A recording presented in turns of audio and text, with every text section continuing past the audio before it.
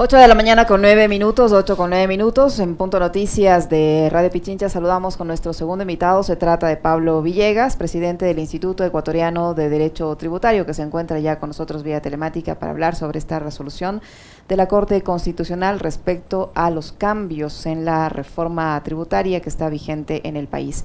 ¿Cómo está? Buenos días, bienvenido Pablo, gracias por acompañarnos. Les saludamos a Alexis Moncayo, quien le habla, Licenia Espinel. Hay muchísima expectativa después de esta resolución de la Corte Constitucional. ¿Cuál es el alcance de la misma? ¿Cobija o no cobija a todos quienes se han sentido afectados por esta reforma tributaria? Buenos días, Alexis, y buenos días, Licenia. Les agradezco por haberme invitado y quisiera saber si me pueden escuchar bien, si me están escuchando sin ningún problema. Perfectamente le escuchamos, Pablo. Perfecto, gracias. Sí, yo creo que la sentencia de la Corte Constitucional ha traído algunos temas que puede que no les haya agradado a algunos grupos y a otros grupos ha traído consecuencias que pueden ser beneficiosas. Creo que lo importante es ver que la sentencia de la Corte Constitucional, a mi modo de ver, ha tratado cada uno de los temas que les han sido planteados de manera técnica. Eso significa que no siempre van las sentencias a ser del gusto de todos. Y ha traído algunos problemas para diversos grupos, especialmente en aquellos casos en los que la Corte Constitucional se ha pronunciado en contra, ha dicho que es inconstitucional determinado tema de la Ley Orgánica de Desarrollo Económico. ¿Cómo está, doctor? Bienvenido, buenos días. A ver, vamos como que explicándole detalle a detalle a la ciudadanía, y a mí también, que yo en temas tributarios, tengo que confesarlo, soy un completo ignorante. Me declaro como tal. ¿Cuáles son precisamente los que a criterio de la Corte Constitucional no se ajustan a la Constitución dentro de estos ítems que tiene la reforma tributaria?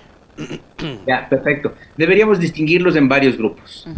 En primer lugar, la Corte Constitucional está dando de baja aquellas normas que se refieren que afectan a la ley orgánica de Galápagos y a la ley de hidrocarburos, porque dice que no tienen relación, no tienen conexidad temática, no tienen conexidad sistemática con el objetivo de la Ley de Desarrollo Económico. Entonces eso le separa, en pocas palabras nos está diciendo, esto no es un tema tributario, le está diciendo a quienes presentaron el proyecto de ley. Por lo tanto, por la importancia que tienen las leyes tributarias, se necesita un tiempo corto de análisis. No venga y me ponga en el proyecto de ley temas que no son tributarios. Ya de por sí ahí les sacó reformas a la ley de hidrocarburos y reformas a la ley de Galápagos, que en términos generales lo que dice es, esto no es un tema tributario, estos son temas de carácter de procedimientos, requisitos para ciertos elementos, pero tributario no es. Este es como que el primer grupo, ¿sí? Yeah. Pero, ¿y qué decían en el tema hidrocarburífero? ¿Qué decía? Y en el tema de Galápagos, ¿qué contenía estaba estableciendo, lo que buscaba era reactivar en el tema de Galápagos ciertas figuras, ¿sí? Y visto así, realmente no tenían como señalaba, elementos tributarios. Estaba cambiando el sistema de los requisitos para el tema de las naves, ciertos temas de operadores turísticos. Todo eso no se le da de baja. ¿Y en el tema de la ley de hidrocarburos? Ya. En lo que tiene que ver con la ley de hidrocarburos, ahí se estaba planteando algunos cambios en lo que tiene que ver con las modalidades. Ese tipo de temas que entiendo que son de carácter sustancial, y yo no soy un abogado experto en temas petroleros, sí debo mencionar eso. Al no ser propiamente tributarios, se lo había excluido por parte de la Corte Constitucional. Eso le da de baja. ¿Y los plazos, doctor? Porque la Corte, de todas maneras, esto está vigente, o sea, y hasta que se desmonte, ¿cuánto tiempo va a pasar? Quienes se han visto afectados, sea en bueno o mal sentido, van a tener que cumplirlo. ¿Hasta cuándo? Ya, en lo que tiene que ver con los plazos, debemos nosotros recordar que la Ley Orgánica de Garantías Jurisdiccionales nos da una regla precisa que dice que las sentencias de la Corte Constitucional, ¿sí?, rigen para futuro. Por lo tanto, aquí sí tenemos algunas particularidades. En principio, ¿y desde cuándo es ese futuro? Lo que nos está diciendo la misma sentencia es a partir de su publicación en el registro oficial. Entonces, en este momento, a pesar de que ya tenemos una sentencia de la Corte Constitucional que ya es pública, que ya ha sido publicada en la página web, todavía no está vigente. Necesitamos que se publique en el registro oficial. Yo me imagino que deben haber pedido al registro oficial que se publique de manera inmediata, pero hasta este momento son como las normas que se van a venir y que deben aplicarse una vez que se publique en el registro oficial. En cuanto a estos dos temas, los dos temas excluidos, la ley especial de Galápagos y la ley de hidrocarburos, pues sí, ahí tenemos algunas dudas, porque como rigen a futuro, parecería que existe un momento en el que estas normas deberían entrar en vigencia, pero la Corte Constitucional no ha hecho mención a esto en una parte específica que se plantea, la misma pregunta que usted se plantea. ¿Desde cuándo van a entrar en vigencia? Y los únicos temas que analiza en estos temas a futuro, lo único que analiza es el RIMPE negocios populares y ciertos temas específicos del régimen régimen impositivo voluntario único y temporal, que lo podremos hablar más adelante. Por ejemplo, doctor Villegas, en el tema del impuesto a la herencia, esto también ha sido observado por la Corte Constitucional. ¿Desde cuándo comenzaría a regir este pronunciamiento? ¿Y qué va a pasar con las personas que han heredado durante este tiempo, que se quedarían exoneradas de pagar ese tributo? Sí, muchas gracias. Sí quisiera explicar en qué consiste este tema de lo del impuesto a las herencias, ¿sí? Específicamente, la reforma planteaba que los hijos que tuviesen la herencia no se encuentran exonerados de pagar el impuesto a la herencia. La Corte Constitucional dice al respecto, ¿por qué los hijos no deben pagar impuesto a la herencia, mientras el resto de beneficiarios que reciben la herencia sí deben pagar impuesto a la herencia? Entonces, a criterio de la Corte Constitucional, ellos dicen, este criterio vulnera el principio de igualdad. No tiene sentido establecer un trato distinto a los hijos. ¿Por qué a los hijos se les va a permitir que estén exonerados, mientras al resto, a la globalidad que reciben el impuesto a las herencias, ellos sí deben pagar? Entonces, basados en eso, ellos le dan de baja a este tema. Respecto a eso, en lo que tiene que ver con los efectos, como yo les decía, no hace mención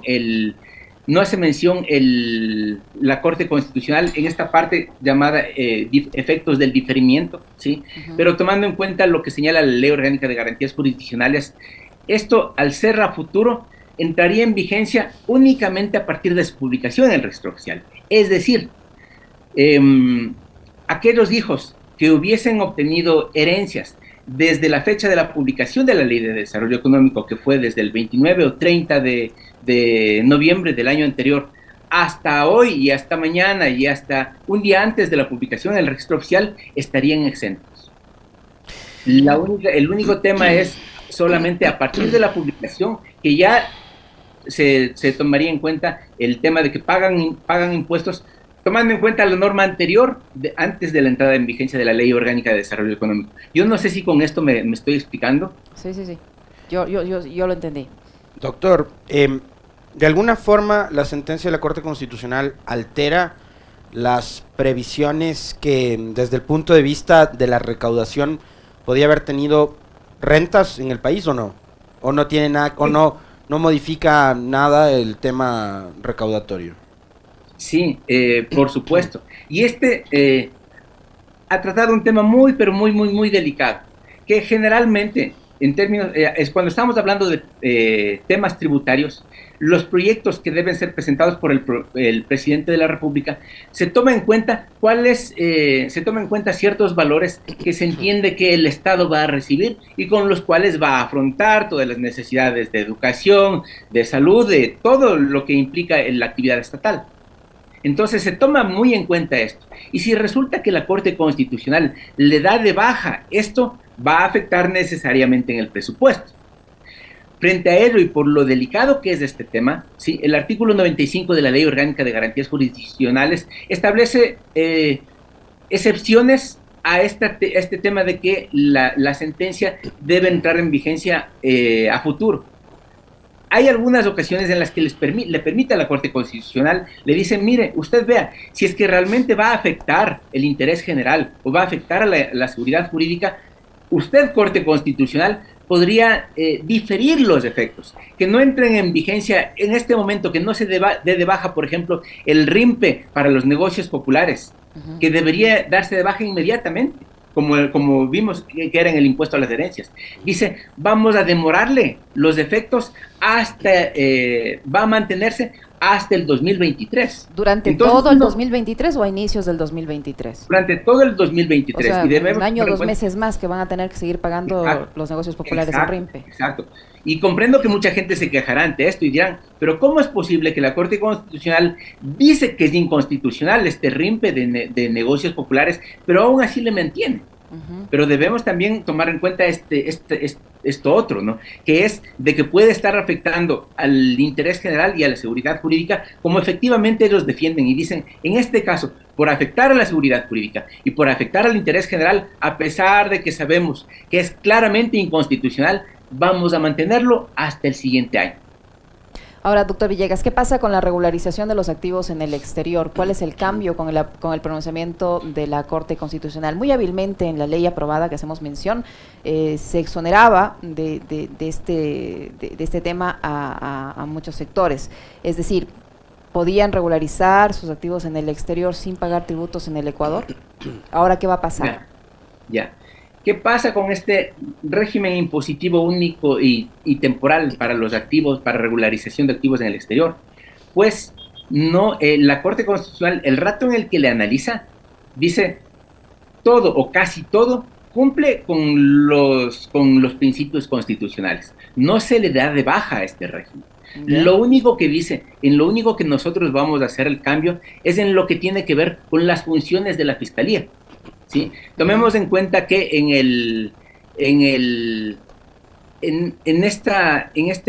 esta ley como tal, lo que nos decía es de que la Fiscalía no entrará a investigar a quienes se acojan a este régimen. Y lo que dice la Corte Constitucional dice un momentito, las funciones de la Fiscalía se encuentran establecidas en la Constitución y ustedes, legisladores, pueden conceder una amnistía fiscal, como efectivamente lo hacen, pero esta amnistía fiscal no tiene nada que ver con la amnistía a nivel constitucional, que es de carácter político. Por lo tanto, yo doy de baja, no es admisible que deje la Fiscalía de investigar, así que debe entrar a investigar a quienes se sometan a este régimen impositivo único. Doctor, ayer el gobierno presentó un nuevo paquete de preguntas. Y una de las preguntas está justamente vinculada con lo que se podría considerar un incentivo tributario, ¿no? La pregunta dice, ¿está de acuerdo con brindar una deducción adicional del 100% en el cálculo de la base imponible del impuesto a la renta para quienes emplean a personas de 45 años o más? Esta pregunta, así como está planteada, a su criterio, ¿va a pasar el filtro de la Corte Constitucional o no? ¿Cuál es su opinión con respecto de esto? Con respecto a esto no hay y no debería haber ningún problema a nivel constitucional. ¿Por qué? Y aquí es importante tomar en cuenta cómo analiza la Corte Constitucional estos temas. Dice, sí se puede, lo que nos dice es de que el principio de igualdad implica tratar a los iguales de forma igual.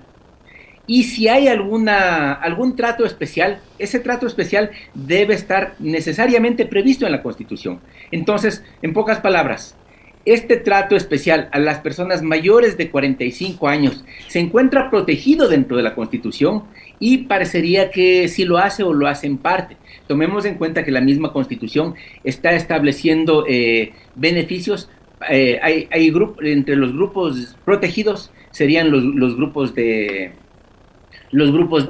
la tercera edad. Entonces, por lo menos, tal vez habría que analizarla a fondo el de 45 años, pero hay una parte dentro de, si es de 45 años para arriba, que sí están protegidos por la Constitución y que pasarían el filtro constitucional. Ahora, esto no se puede usar, doctor Villegas, yo digo, porque ha pasado, ¿no? Nos pasó con la ley humanitaria, nos ha pasado con la ley esta de la reforma tributaria, nos pasa siempre con todo. Hacen la ley y hay alguien siempre que se pasa de vivo y se beneficia de la misma.